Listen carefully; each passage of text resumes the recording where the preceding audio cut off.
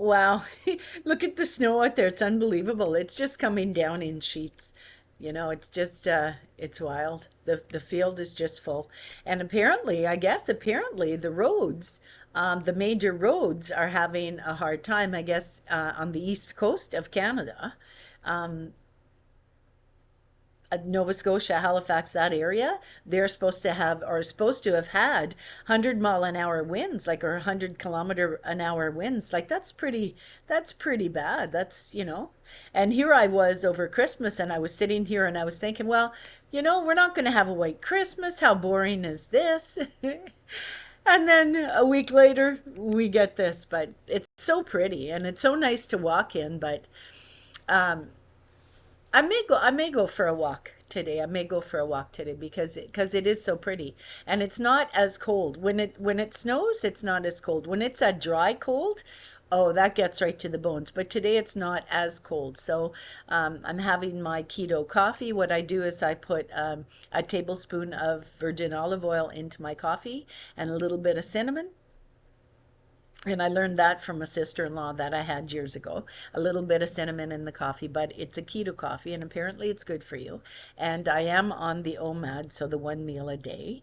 I am maintaining my weight. I still would like to lose another 5 pounds. I'd like to get down to 125, because at 125, I believe pre-stroke I was about 125, and I felt good. So I'd kind of like to lose another 5 pounds, but I am on the one meal a day, the OMAD.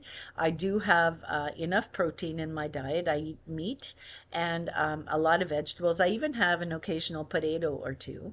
I would like to try squash. I've never cooked squash, but it's something that I could try. I could attempt to put into my diet.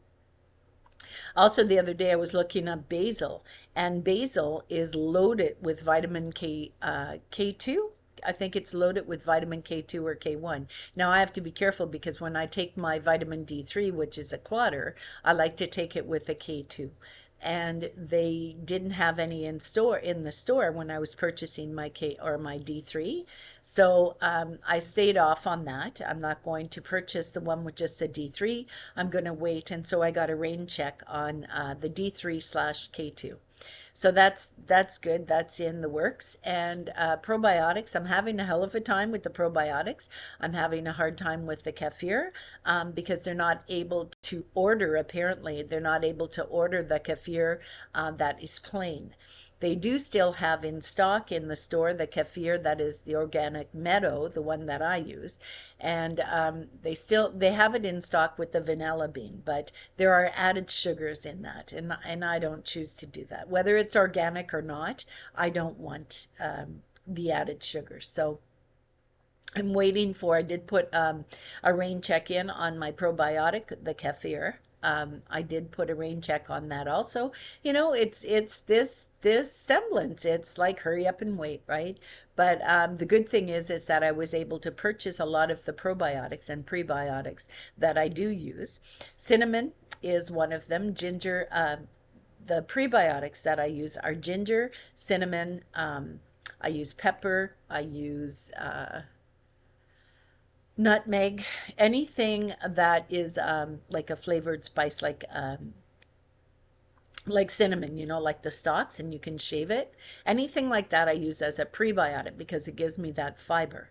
And probiotic are where the gut microbiome come in. So like the acromantia from the pomegranate, and then eating a lot of probiotic foods like raw sauerkraut and things like that. So I've made a couple of videos on that, but I'm able to sustain myself while I don't have the kefir. I'm able to get buttermilk. They sell buttermilk at the store that I frequent, and so I get buttermilk. And the other day, I took some buttermilk and I left it out to ferment a little bit more, and it did. It got very, very thick, but I'm not sure if it's safe to drink, so I have to research that. But I am going to try to gain the kefir grains. I'm going to purchase them, try to purchase them. I'm going to see if they have them in the health food store where I live, and I'm going to attempt to make my own kefir. I did save the kefir bottles, and so I can just reload them and put them in the fridge. So that's part of my healing process, but I am feeling a lot better. I do have a few spots on my chest. Now, I do have skin cancer, and so the spots on my chest I have to be very careful about. And I've been treating them with iodine and baking soda, and it's drying them up. So I had a few on my face, and they have, as you see, they've dried up and they've gone away. So, and I do have one on the side of my eye. I don't know if you can see it. I have one right there, and it was a wart, like a wart. Plain, there's no other way to say it. It was a wart. It was a growth, and so it was getting very large, and I was concerned about it because it was actually starting to affect my eyesight. So I did the iodine and baking soda, and it has gone down. It has gone down. When I'm out in public, if it's really inflamed, if it's red, if it's, I mean, it's dry, so it's almost coming off. I have a tiny, tiny little piece of Band-Aid that I put there, it covers it, and it kind of saves my ego a little bit, right?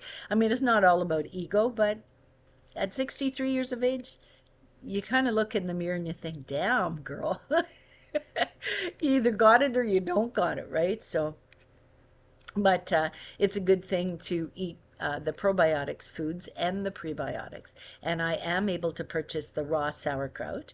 And I had a heck of a time with that. I had to research it to find out if the sauerkraut I was buying was a probiotic, or not a probiotic, if it was pasteurized or not. Because if it's pasteurized, you're basically eating just cabbage. I mean, it's not fermented if it's pasteurized, because pasteurization will kill all the probiotics, will kill all the bacteria that you want to get into your gut microbiome, right? So pasteurized is not a good sauerkraut to purchase. So I bought the sauerkraut it's called raw sauerkraut, and it's made in a barrel, just like Aunt Jackie used to make back in the day.